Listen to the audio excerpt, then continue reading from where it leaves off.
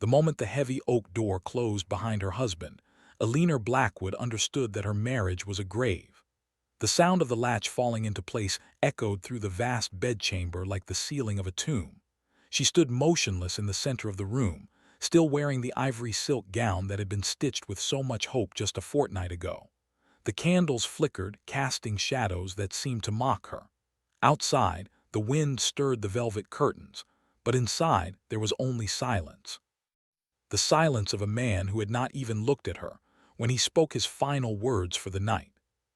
"You will be Duchess of Ashford in title alone. Do not expect warmth from me. Do not expect anything at all." She had nodded, her throat too tight to speak. He had turned away, his broad shoulders rigid beneath the dark coat he had not bothered to remove, and walked out without a backward glance. The door had closed, and Alina's heart had cracked right down the middle. She had known the marriage was political. She had known Alexander Blackwood, the Duke of Ashford, did not love her. But some foolish, tender part of her had believed that kindness might grow in the space between duty and time. That foolish part withered now, leaving only a raw, hollow ache. She did not weep.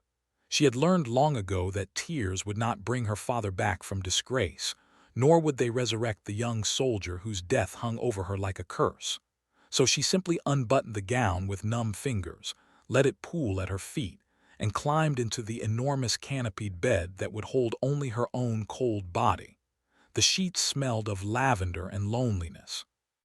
For the next 6 weeks, Alina tried. She woke early each morning and dressed with care, choosing gowns in soft colors she thought might please him. She learned the names of the servants and the rhythms of Ashford Hall, a sprawling gray stone manor in the northern countryside that was as beautiful as it was forbidding. She requested that his favorite tea be brought to the library each afternoon, hoping he might invite her to sit. He never did. He took the cup without comment, his gray eyes sliding past her as though she were part of the furniture. She organized the household accounts with a quiet efficiency that surprised the aging housekeeper, Mrs. Tilney, who had initially regarded her with suspicion. Alina smiled at the maids, remembered their small troubles, and arranged for extra coal to be sent to the tenant cottages as winter tightened its grip.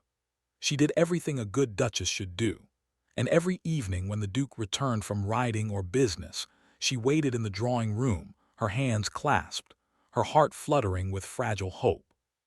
He would walk in, his dark hair windswept, his jaw set, and his gaze would pass over her as if she were merely a vase of wilting flowers. "Good evening, Your Grace," she would say. A curt nod, sometimes nothing at all. Then he would disappear into his study, and the heavy door would close just as it had on their wedding night.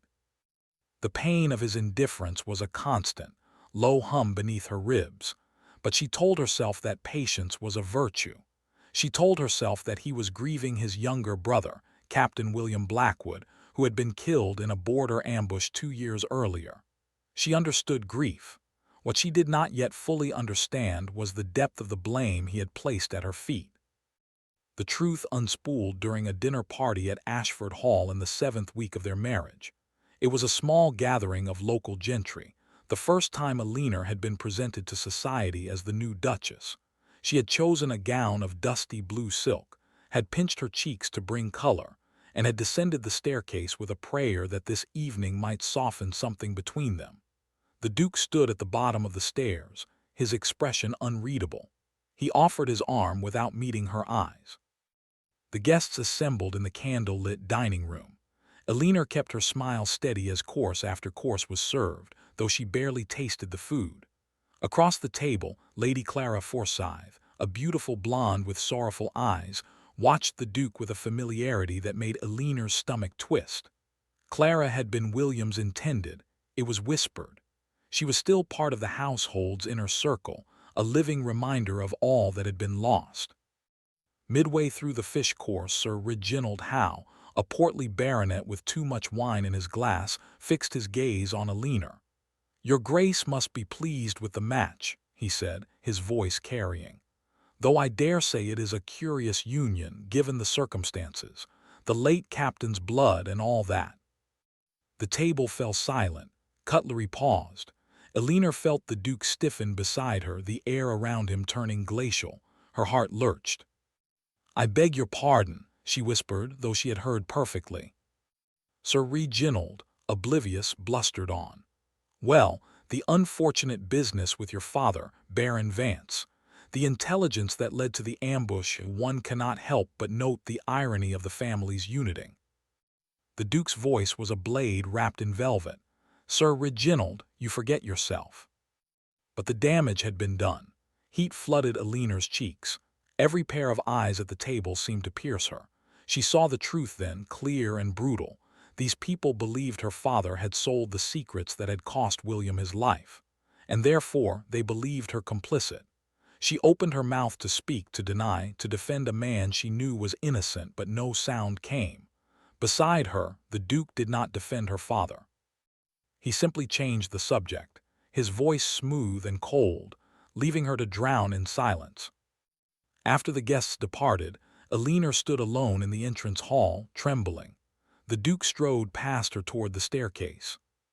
"Your Grace," she called, her voice cracking. "My father did not betray anyone. He was framed, I know it." He paused on the third step, his back still to her. The candlelight carved harsh lines into his silhouette. When he spoke, his voice was hollow and distant. "Your father's name is on the documents that led my brother into a trap. William was 23 years old. He bled out in a foreign field because of information that came from the Vance estate. You may protest innocence from dawn until dusk, but the dead do not rise. Good night, Your Grace." He climbed the stairs and vanished into the dark. Elinor stood rooted to the marble floor, her hands pressed to her stomach as if she had been struck. The hope she had been nurturing, that tiny, stubborn flame, guttered and nearly went out. Nearly, but not entirely. Because even as humiliation scalded her, a fierce little voice whispered that she would prove the truth. She would clear her father's name, and perhaps in doing so she would become someone he could not look past. For the next month, that tiny hope drove her. She wrote letters in secret to her father's old solicitor, a frail man living in reduced circumstances in York. She searched the dusty ledgers in the estate's record room, looking for any scrap of correspondence that might link the true traitor to the crime. She was careful, moving like a ghost through her own home, never letting the Duke see what she was doing. At the same time, she poured her heart into the duchy. She visited the tenants, bringing baskets of food and medicine. She discovered an abandoned almshouse on the edge of the estate and began restoring it with her own pin money, hearing local workers.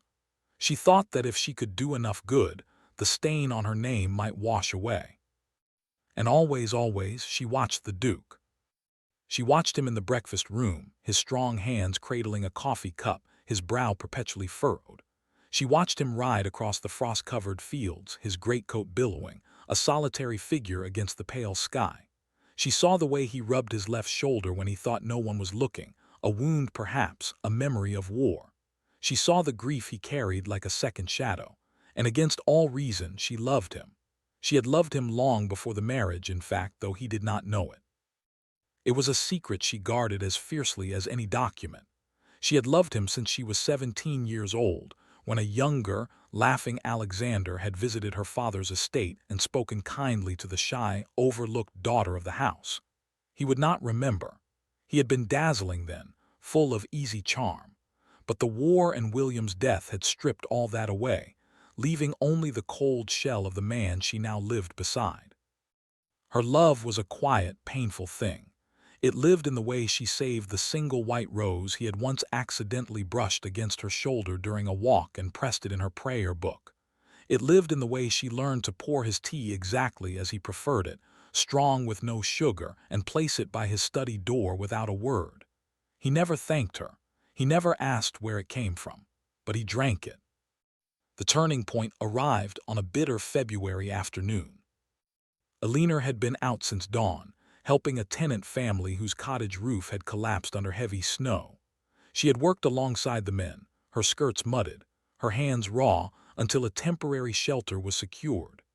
Exhausted but satisfied, she returned to Ashford Hall as dusk fell, only to find the Duke standing in the entrance hall, his eyes blazing with a fury she had never seen before.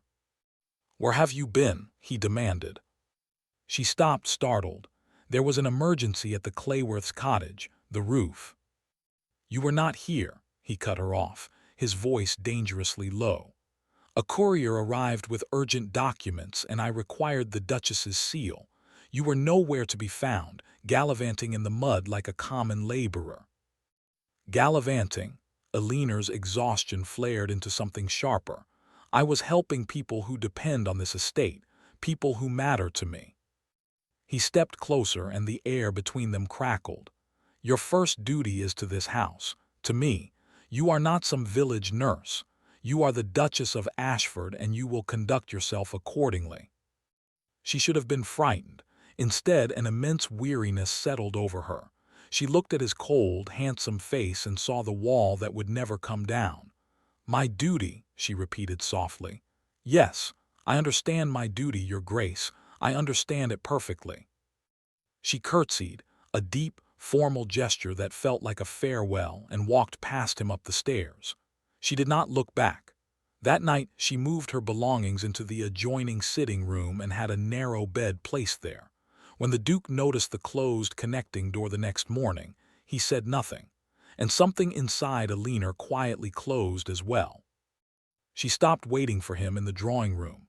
She stopped pouring the tea herself, leaving the task to the footman. She stopped trying to catch his eye across the dinner table. Instead, she filled her days with purpose. The almshouse project consumed her. She was now planning a small schoolroom for the estate children. She dined with the housekeeper and the steward, laughing at their stories, learning the land and its people. A calm, quiet strength began to take root in her, nourished by the gratitude of the poor and the respect of the servants.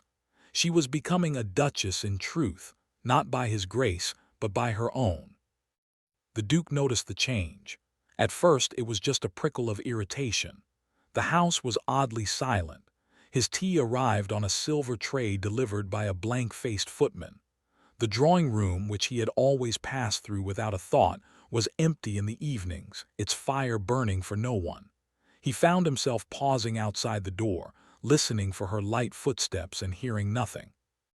One evening he emerged from his study and heard laughter floating from the servants' hall.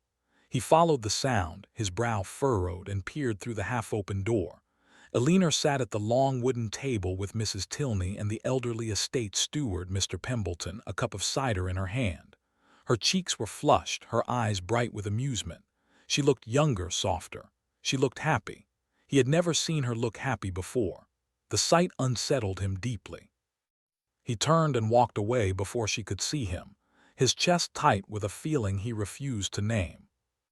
The jealousy arrived without warning, on a golden afternoon in early spring. Eleanor had invited a young architect from the nearby town, Mr. Thomas Ashby, to survey the almshouse renovations. Thomas was clever and kind, with an easy laugh and a habit of listening intently to everything Eleanor said. They walked the grounds together, their heads bent over plans, and more than once the sound of her genuine, unguarded laughter floated through the garden. The Duke watched from the library window, his hands clenched behind his back. A strange, hot sensation coiled in his stomach. He told himself it was concern for propriety. He told himself he was merely annoyed by the informality. But when he saw Thomas Ashby reach out and gently brush a stray petal from Eleanor's shoulder, something in him snapped. That evening, he intercepted her in the corridor. "I do not approve of your spending so much time alone with that man," he said, his voice clipped. Eleanor, who had been on her way to her sitting room, paused and turned. She regarded him with a calmness that was entirely new.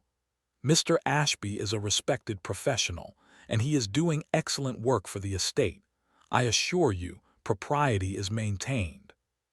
"I do not care about propriety," he bit out, and the words seemed to surprise even him. She tilted her head. "Then what do you care about, Your Grace?" The question hung in the air, heavy with unspoken meaning. He stared at her, his jaw working, but no answer came. He could not say the truth, that the thought of another man making her laugh, touching her sleeve, was driving him to distraction. that he had begun to lie awake at night thinking about the warmth she had once offered him, warmth he had callously rejected, and wondering if it was gone forever. Alina waited a few heartbeats, then gave a small, sad smile. "I thought not." She continued down the corridor, her spine straight, leaving him standing in the shadows. Regret began to creep into his days like a slow poison. He started to see her everywhere, and each sight was a small wound. He saw her kneeling in the garden, planting herbs with the cook, her hands covered in soil, and he remembered how she used to bring him a single flower for his study. He saw her reading to a group of tenant children on the lawn, her voice gentle and animated, and he recalled the way she used to read in the corner of the library, silent and unobtrusive, hopping not to disturb him. He had never once asked what she was reading. He had never asked her anything at all. He began to follow her from a distance. He learned that she rose at dawn and went to the kitchens to personally check the day's provisions. He learned that she had a habit of humming when she was deep in thought. He learned that she sent a portion of her personal allowance every month to a foundling hospital in London, though she never spoke of it. He learned that she had a small, worn locket she sometimes held in her palm when she thought no one was watching. He saw her one evening, sitting on a stone bench in the rose garden, the locket open in her hands, tears sliding silently down her cheeks. The sight tore something inside him. What was she mourning? Whose likeness did she carry? The jealousy returned, twisted now with a fierce, protective ache. He wanted to go to her to wipe the tears away, but his feet would not move. He had no right. The first hidden truth revealed itself in the cruelest way. A fever swept through the tenant village in late March. Alina threw herself into relief efforts, brewing tonics, sitting with the sick, and refusing to leave the cottages even as the danger grew. The Duke was in London for a week on parliamentary business, and when he returned, he found Ashford Hall in an uproar. The Duchess had collapsed. She was burning with fever, and the physician feared it was the same contagion that had taken 3 villagers already. He had never known such terror. He ran up the stairs 2 at a time, his heart hammering against his ribs. He burst into her sitting room, which had been turned into a sick chamber, and saw her lying pale and still beneath the quilts, her dark hair plastered to her damp forehead. Mrs. Tilney was weeping quietly in the corner. The physician shook his head, murmuring about the weakness of her lungs. "Get out," the Duke commanded, his voice raw. He dropped to his knees beside the narrow bed and took her hand. It was burning hot. "Alina, Ellie, you cannot leave me. Do you hear me? You cannot leave." She did not respond. Her breathing was shallow and ragged. He stayed there all night, holding her hand, talking to her in a low, desperate stream. He apologized for every cold word, every averted glance, every moment he had made her feel unwanted. He begged her to stay. He prayed. Near dawn, while the maid changed the cool cloth on Alina's forehead, a small object slipped from the folds of her nightgown and clattered to the floor. The Duke picked it up. It was her locket, the one he had seen her with in the garden. The clasp had broken open, and the interior was now exposed. Inside was a miniature portrait of a young man in military uniform, a face he knew better than his own, William, his brother. And tucked behind the miniature, a folded scrap of paper so worn it was nearly transparent. He unfolded it with trembling fingers and read the faded, girlish handwriting. "For Ellie, who pulled me from the river and gave me more years, I will always be grateful. Remember, kindness is never wasted. William." The world tilted. Alexander's breath seized. The river. William had fallen into the river on his friend's estate when he was 16 and had nearly drowned. He had always spoken of a young girl who had jumped in and dragged him to the bank, but he had never been able to discover her name. The family had searched, but the girl had vanished, too shy or too frightened to claim a reward. It had become one of William's favorite stories, the mystery angel who had saved him. Alina had been that girl. She had saved his brother's life years before the war, and she had been carrying his grateful words next to her heart all this time, and he had blamed her. He had married her and treated her as an enemy. Shame, vast and devastating, crashed over him. He looked at the locket, at his brother's smiling face, and a sob tore from his throat. He had been so blind, so terribly, monstrously blind. Alina's fever broke 2 days later. She awoke to find the Duke asleep in a chair pulled so close to her bed that his head was resting on the mattress beside her hand. His dark hair was disheveled, his clothes rumpled. He looked haggard and beautiful and utterly vulnerable. She stared at him, bewildered. When his eyes fluttered open and met hers, she saw something she had never seen in them before, relief so profound it was almost pain. He said her name like a prayer, Ellie. She blinked, confused by the intimacy of the name only William had ever called her. Then she saw the locket lying open on the bedside table. Her heart lurched. He knew. "I found it," he whispered, his voice hoarse. "I know who you are, what you did, William's river angel." Tears welled in her eyes. "I never told anyone. I was so shy, and my father said it wasn't proper to boast. When I heard that William had died in the ambush, I thought my heart would shatter. I've carried the locket ever since as a promise to honor his memory, to be kind, as he said." Alexander took her hand and pressed it to his forehead, his shoulders shaking. "I blamed you. I blamed your father. I thought your family's betrayal had killed him, and all along you were the reason he lived to see adulthood. I am so sorry. I am so desperately sorry." The tears spilled down her cheeks, but she did not pull her hand away. The pain of the past months was still there, deep and aching, but something else was beginning to stir. A tiny, fragile hope. The hope she had buried long ago. But the Duke's discovery of her secret was only the first reveal. The second, the one that would shatter and rebuild everything, came days later, when Alina was still weak but finally able to sit up in the window seat, wrapped in a blanket. She asked Alexander to bring her the small leather writing case from her old room. With trembling hands, she removed a false bottom from the case and drew out a packet of letters tied with a black ribbon. "I found these 3 months ago, hidden in an old chest in the attics of my father's house," she said, her voice still thin. "I was searching for anything that might prove his innocence. These letters are correspondence between Lord Thornwood, your uncle and trustee, and a foreign agent. They show that Thornwood sold the military intelligence, not my father. He framed the barony of Vance to cover his own treason." The Duke went pale. He took the letters and read them, his expression growing harder and more devastated with each line. Lord Thornwood was his mother's brother, the man who had managed the duchy's affairs during Alexander's minority, a man who had been a constant, if cold, presence in his life. The betrayal cut deep, but the horror of what had been done to Alina's family, and to her, was sharper still. "He let your father take the blame. He let me marry you with hatred in my heart, knowing the truth," Alexander said, his voice trembling with rage. "He let William's memory be a weapon against you."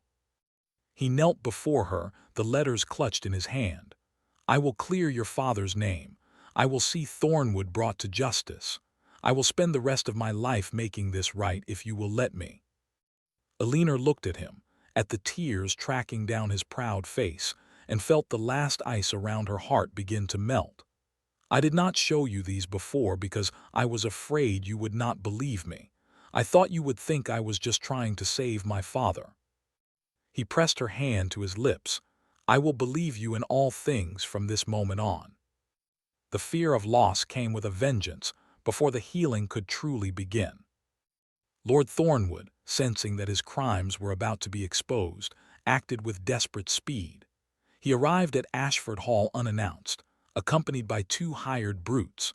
Alexander was out riding with the steward, and Alina, still frail, was alone in the library going over the account books. She heard the heavy tread of unfamiliar boots and looked up to see Thornwood's hard, bitter face. He closed the door behind him and locked it. "You have been meddling, Your Grace," he said, his voice oily. "I want those letters." Alina's heart raced, but she rose slowly to her feet, placing the desk between them. "They are already in the hands of the Lord Lieutenant," she lied, her voice remarkably steady. "You are too late." Thornwood's face contorted. He lunged for her, but Alina, driven by a lifetime of quiet determination, was quicker. She seized the heavy brass candlestick from the desk and swung it, catching him on the shoulder. He bellowed in rage and pain. At that moment, the library door crashed open. Alexander stood there, still in his riding coat, his eyes blazing with protective fury.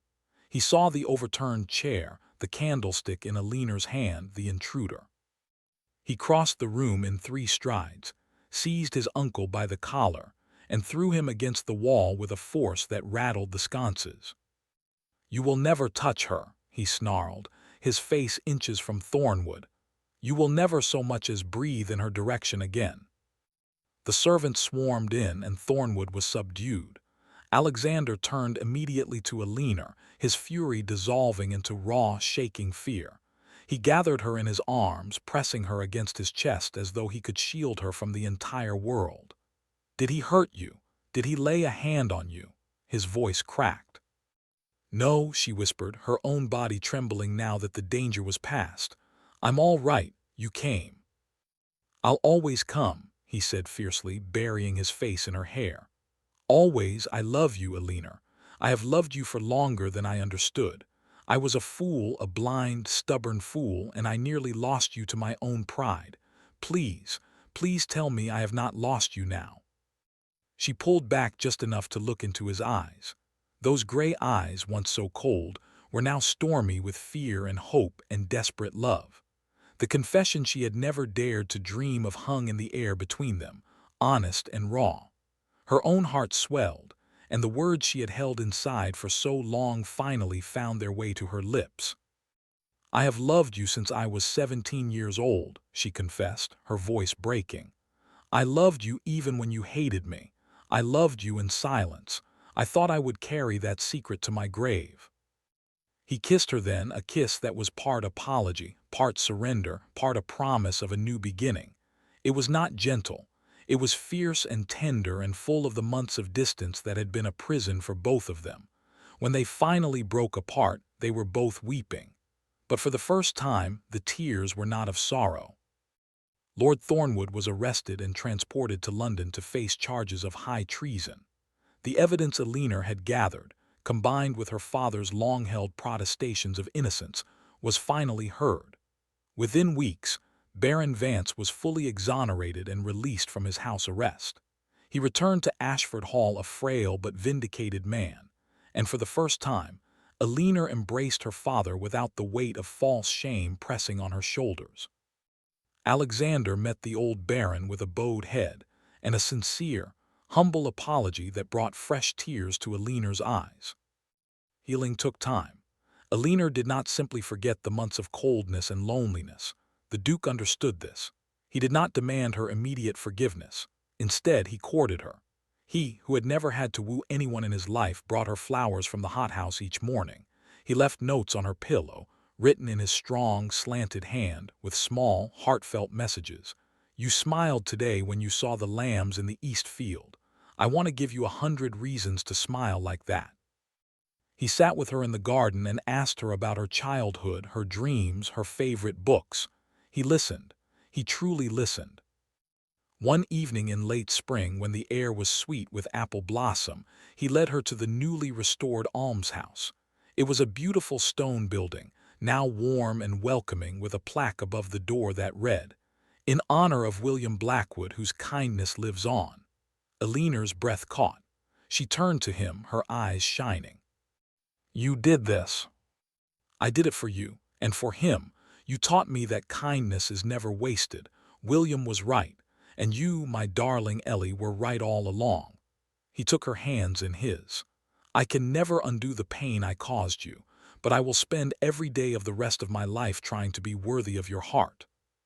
She looked at the plaque, at the building that would shelter the poor and educate the children, and felt a profound peace settle over her soul. The pain of the past was not gone, but it had been transformed. It was part of their story now, a dark thread woven into a larger, more beautiful tapestry. She lifted her gaze to her husband, the man who had once been a stranger and an adversary, and saw only her home. "You already are worthy," she said softly. "You were always worthy of love, Alexander. You just forgot how to accept it. Let us learn together." He pulled her close, and they stood in the golden evening light, surrounded by the scent of blossoms and the sound of birds settling for the night. The long winter of their hearts had finally ended, and spring had come at last, tender and full of promise. In his arms, Alina felt the last lingering ache dissolve into something warm and constant. It was the quiet, steady glow of a love that had been tested in the fire and had emerged, not unscathed, but stronger, gentler, and infinitely more precious. It was not the love of fairy tales. It was something deeper, something earned, and it would last forever.